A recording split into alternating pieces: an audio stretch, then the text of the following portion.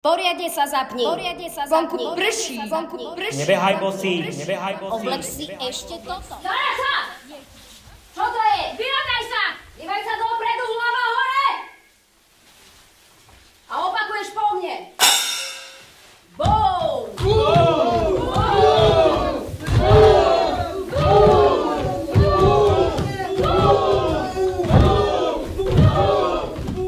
Predstavenie Čudo, ktorého téma a celý rámec, forma vznikla na jednom víkendovom stretnutí, kedy sme spolu vlastne vymýšľali cez dramatické hry a cvičenia a prácou s bábkou, čo by vlastne mohla byť tá nosná téma, a tak sa nám to vykryštalizovalo do tohto predstavenia, ktoré je vlastne o tom strachu z inakosti a čo sa stane, keď k nám, do nášho priestoru, ktorý poznáme, do našej bubliny vkročí niekto z toho druhého sveta.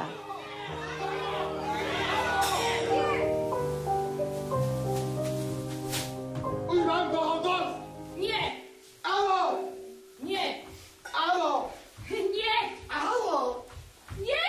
Áno! Nie! Áno! Nie! Áno! Nie! Áno! Nie! Áno! Áno!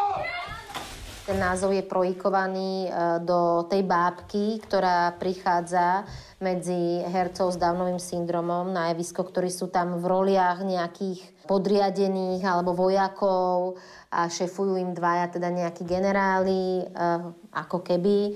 Je to, začiatok je o nejakom výcviku, tréningu, manipulácii, pokrikoch.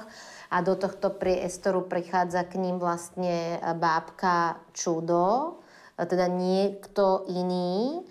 A v podstate ale je to vlastne symbol ich samých, ktorí sú tiež iní a pre mnohých ľudí sú vlastne čudní, čudom, niečím, čo púta pozornosť, niekto, koho sa bojíme, lebo je iný a máme možno odstup.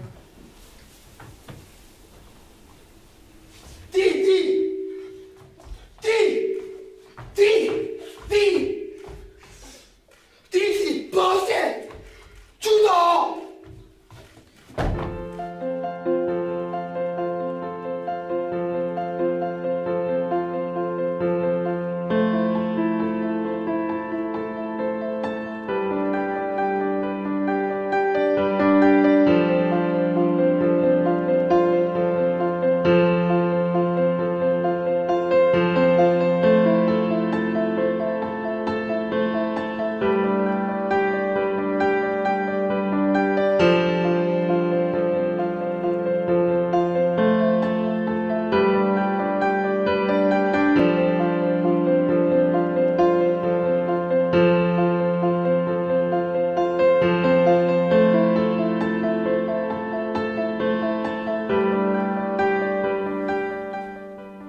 Čudo, poď s nami!